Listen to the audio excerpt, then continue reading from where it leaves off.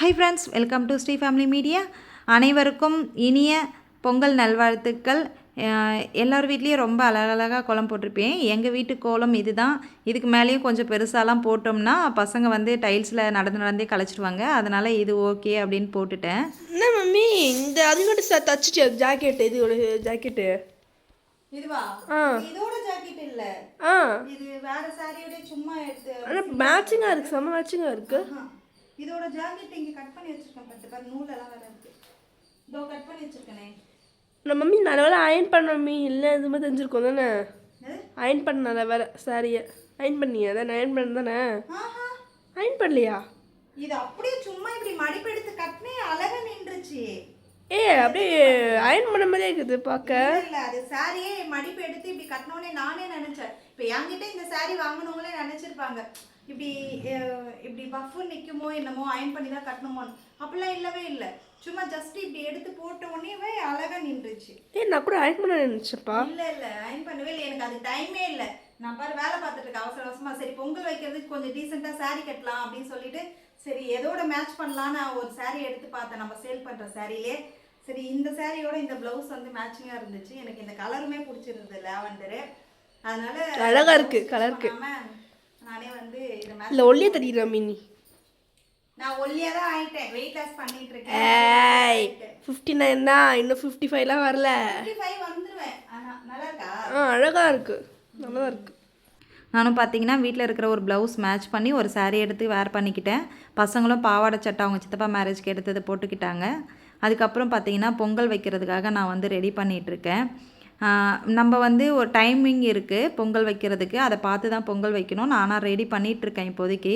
அதுக்கப்புறம் என்ன டைமுன்னு சொல்லிட்டு போய் பார்க்கணும். பார்த்துட்டு தான் வந்து தான் பொங்கலுக்கு வந்து வைக்கணும். இது வந்து அரிசி பஞ்சாமிர்தம். இது வந்து ஐயப்பன் கோயிலில் மட்டும்தான் கிடைக்கும், பழனியில் கிடைக்காது. இது ஐயப்பன் கோயில் போயிட்டு வந்தவங்க கொடுத்தாங்க. அது வந்து வேற, இது ஃபுல்லா அரிசி பச்சரிசியில போட்டிருக்காங்கல்ல, அரிசி பாயாசம். கிட்ட ஜூம்ல மம்மி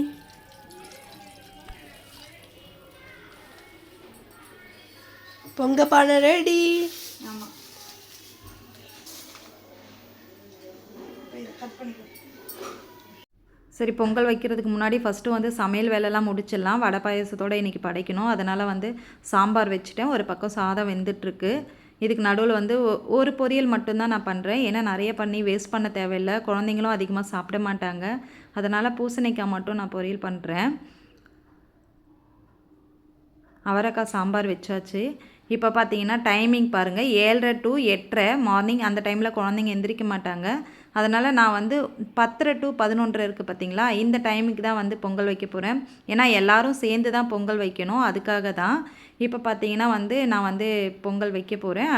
எல்லோரும் வந்து அடுப்பில் வைப்பாங்க, கிராமத்துலேயும் சரி, இல்லை சில பேர் வீட்டில் வெளியில் ரெடி பண்ணி வைப்பாங்க. நம்ம வாடகை வீட்டிலன்றதால அந்த மாதிரி என்னால் வைக்க முடியல. இப்போ அவருக்கு வந்து நாங்கள் எல்லாம் ட்ரெஸ் போட்டுக்கிட்டோம். அவருக்கு என்ன அப்படின்னு பார்த்தீங்கன்னா, அவங்க தம்பி மேரேஜுக்கு ஒரு 10 நிமிஷம் கூட கட்டலை.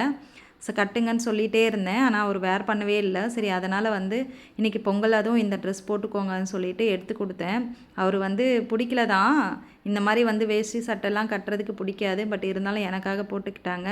சரி எங்களுக்காக போட்டுக்கோங்க கொஞ்சம் நேரம் அப்படின்னு சொல்லிட்டு.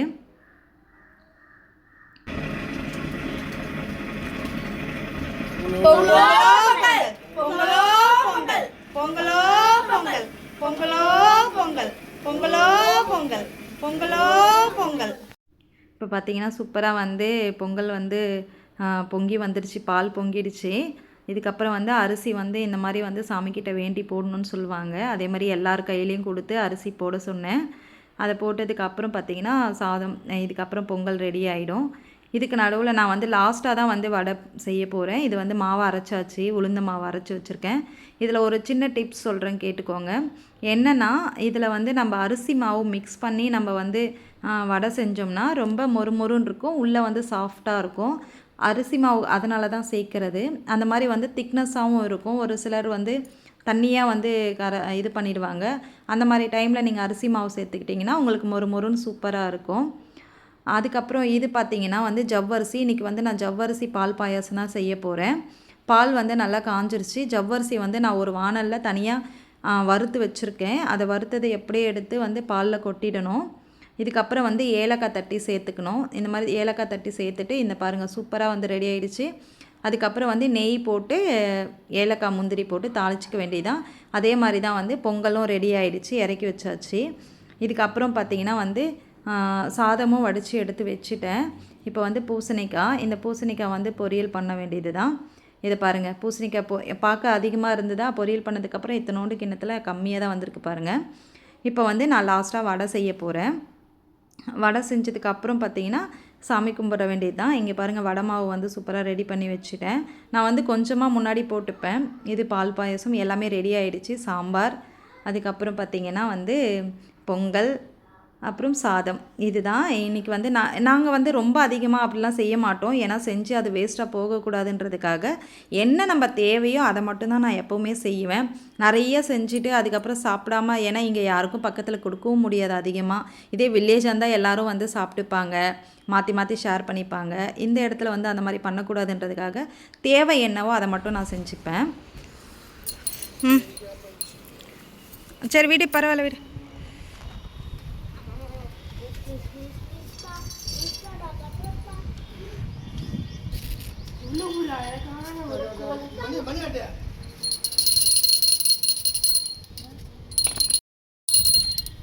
கட்டிங்கி பரலேக்கா பாரு.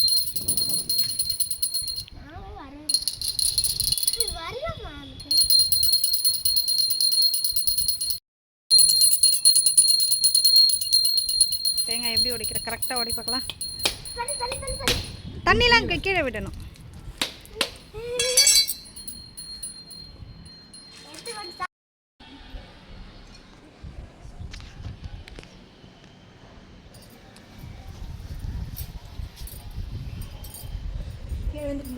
அப்படியே